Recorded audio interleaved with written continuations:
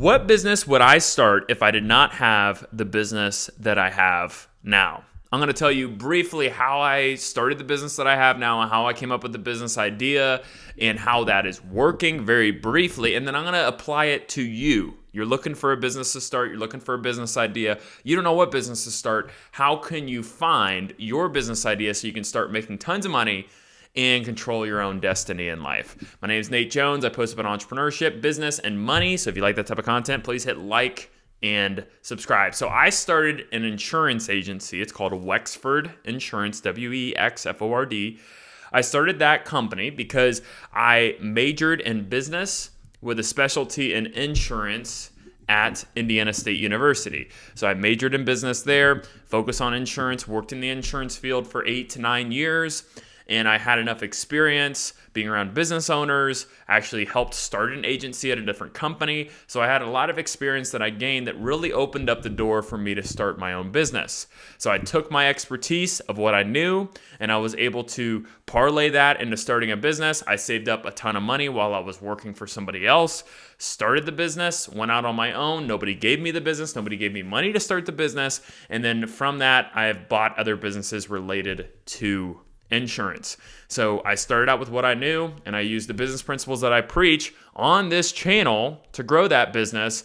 And now we're in over 20 states and we do over almost 4 million in sales annually.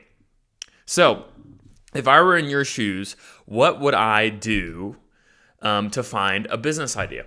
And I have 6 things that I think you should consider when you're looking at your business type. Okay, so number 1 is, what is your expertise? What are you currently doing now? What set of skills do you have?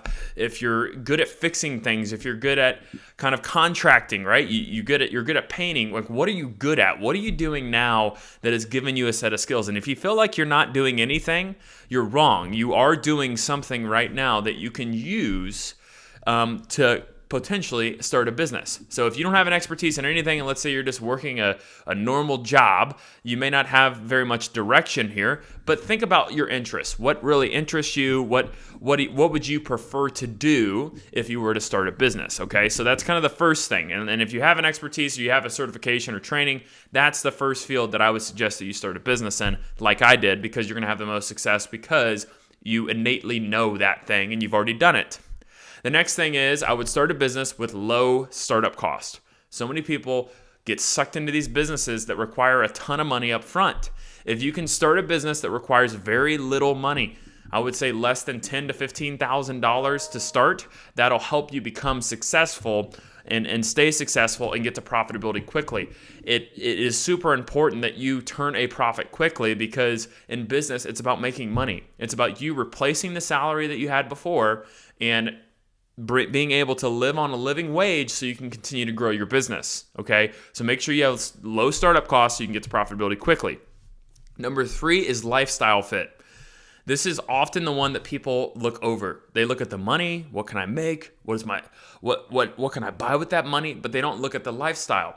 What lifestyle do you want with your family? Do you want to be able to be at home with your kids, be able to kind of control your own schedule? Or do you not really care about that? Does it not really matter? What does an ideal business look like for you? Are you going to be traveling to your office every day? Are you going to be traveling out of state, maybe doing things that way? Do you want to work from home? Do you want a business from home? You need to define that so that when you're thinking of business ideas and you're researching business ideas, and I'll tell you how to do that in a second, that you need to tie those in with the type of lifestyle you want. So you won't start a business if you want to be working from home. You won't start a construction company that requires you to be away from home. Okay? So the 4th thing here is, I would project yourself, make sure that you're looking at businesses with reoccurring revenue. Okay? Reoccurring revenue means that you make a sale and that customer continues to buy from you down the road. So you think of, I own an insurance agency. Every time a policy renews, we get a commission, right? So as long as people are renewing with us, we continue to get paid. We have reoccurring revenue with very minimal effort, with a little bit of effort, but very minimal compared to when we first insured that person. So for you, it might be, hey, I do social media marketing. We charge $200 a month. There's the reoccurring revenue.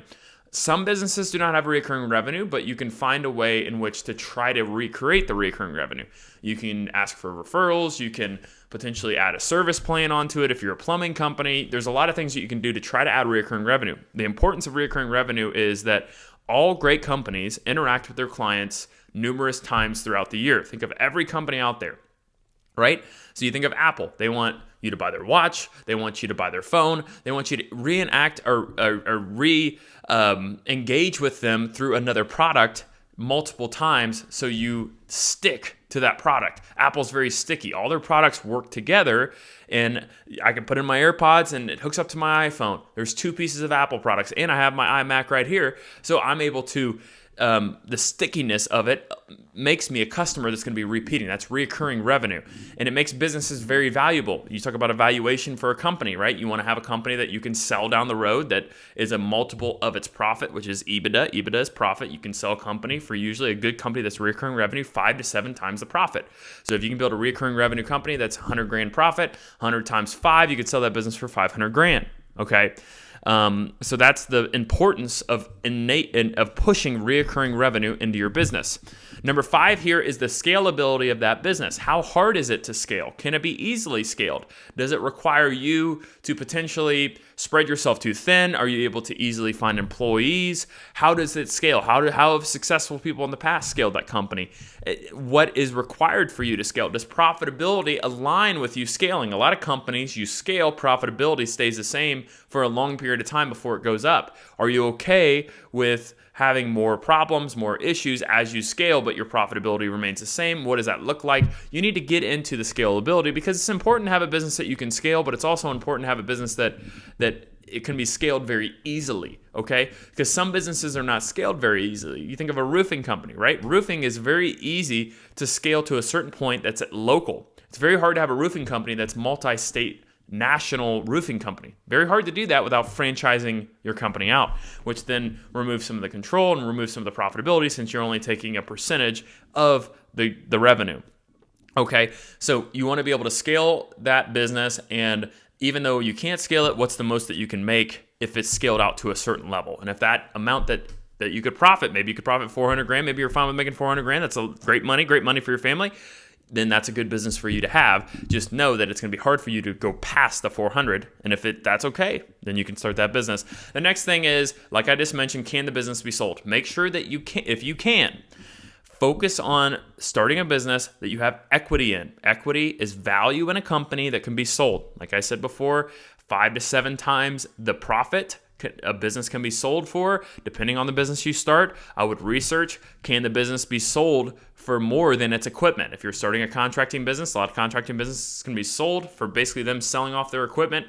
And if they have a website that produces leads, they could maybe sell that for some value. But really, there's not a lot of value there unless you have a ton of leads coming in, reoccurring revenue, where people are interacting with your company and you're a proven name in the community. If you can build that value of a proven name in your community where people are relying on your business, then that business can be sold. So you want to build value in your company. If you're just a one-man shop without any branding, no marketing, you're just relying on somebody to refer your name and call, then that's not a business that can be sold. So you want to make sure that you build value in your business that can be sold to somebody who's looking to invest in businesses. I like to buy and invest in businesses. I do not want to buy into a business that I have to have a job for.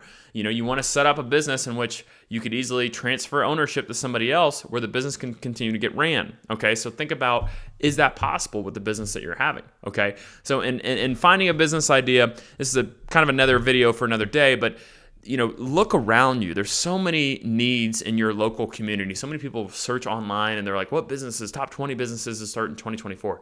That is not the right approach. The right approach is, what is the need in my local community, my local county, my local city, wherever you're living right now? The best opportunities is in you taking the microscope. Stop looking all across YouTube. Stop looking all across all these articles and narrow down into where you live right now.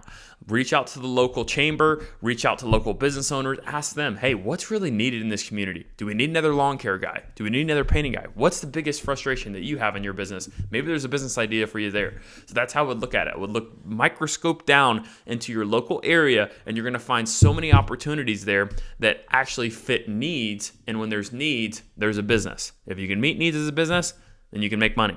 Don't start businesses that somebody just put on a reel and you scroll through and you're like, oh, I want to start that. No, make sure there's a need in your local community so you can make money. All right, well, if you liked today's video, please hit like and subscribe.